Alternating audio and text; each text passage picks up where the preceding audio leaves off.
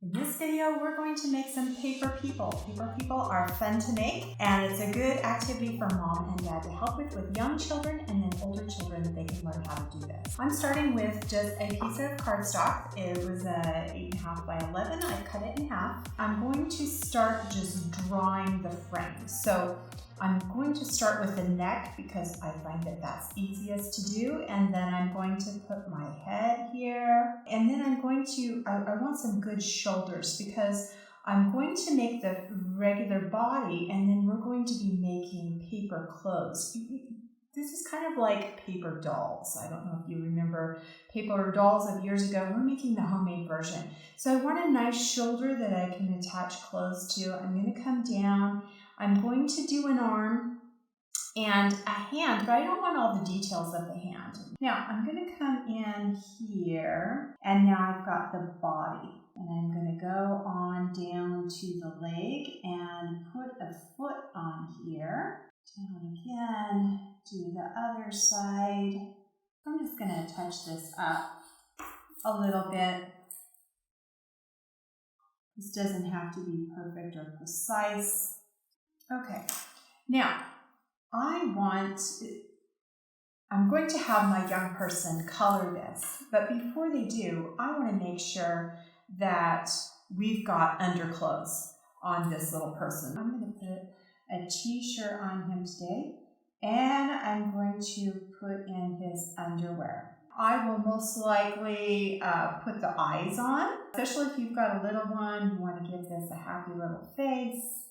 And I'm going to put a smile on here. I would probably normally do that in a red crayon. And then I also want to think about, is going to be a boy or a man, and I want to give him a hairstyle. So I'm going to do something like this. So now my initial work is done here. It's kind of cute. All right, so now I turn this over to my child and I tell them, okay, you're going to use a skin color. In my family, we were Caucasian, so we used the color that represented that skin color. If I was of a different ethnic background, I would encourage my child to make their color look like their skin. So I'm going to talk to them about doing the skin color, coloring in the hair, coloring in the clothes. And I want them to do this before I cut it out. So here's one that I made just a little while ago. Had a child color it. And you can see that they've gone outside the lines, and that's okay because mom's going to come back with scissors and cut right along the outline. Everything's going to look nice. These little pigtails are just going to be cut where they need to be, so it's going to look real nice when we're done. Then the next step, after we get this cut out, which I have a couple more people here that I've done. Here's one. Now I didn't put an undershirt on him. And then here's another one that I did. A female, I put a little undershirt and panties on her, and they got colored. Now we want to make clothes for these people. What I do is now I've got just a regular piece of paper, and put the doll down, and you trace around it. Now I don't need to trace around the head because I'm not making clothes for her head. I do need her shoulders, her arms, and if I'm going to do long sleeves, I want to go clear down to the hand. If I'm just doing short sleeves, I can stop right here. And I'm going to go along the body, and let's see, I'm going to go ahead and do the feet too, and I'll show you why in just a little bit. But I'm tracing all along here so that when we make clothes for this doll, they are going to fit perfectly. I'm going to put tabs. These tabs aren't going to be colored. They're going to be cut, and then we'll put the clothes on the doll. And I'll show you how we do that in a minute. I want tabs on the sides, the waist, probably one on the arm, and on the legs. Now I want to think about, what do I want this person to wear? Well, in this case, I'm going to have them wear a collared shirt. And should I have it be long sleeve? Sure, I will. And I'll put cuffs on it. And let's see, we want buttons. And let's see, where's the waist probably right about here. And then we'll have a little pair of pants with it. And then down here, we'll stop the pants. And now we'll have some shoes. Actually, no, I think I'm going to have this person stay in socks. That'll be kind of fun. Okay, and then I'm going to have the child color this. Now, you can even have the child tell you what they want. Do they want a colored shirt or t-shirt with an emblem on it? What do they want patches on the knees? Do they want socks? Do they want shoes? And you're going to have fun getting that decorated.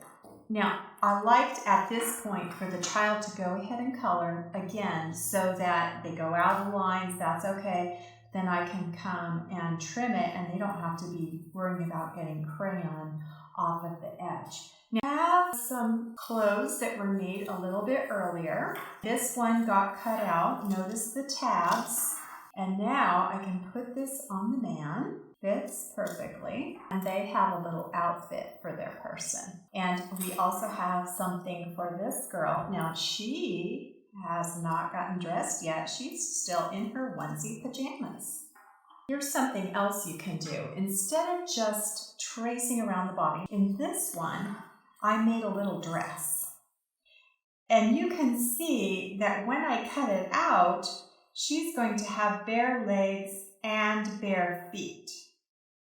If you don't want bare legs and bare feet, then you want to trace around the whole body, color the legs, the socks, and the shoes. So when she's dressed, you have her head and, of course, her arms out here. One of the key things is cutting out these tabs. When you go to cut these out, especially if it's your children that are older and starting to do this, what if they accidentally cut a tab?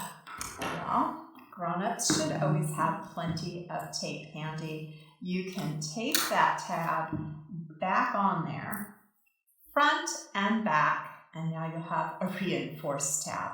Now, my children, when they got their man and they had their clothes for him, they wanted to make multiple sets of clothes for this person. So we would write the name on back, and for this particular man, maybe they're going to name them Dan.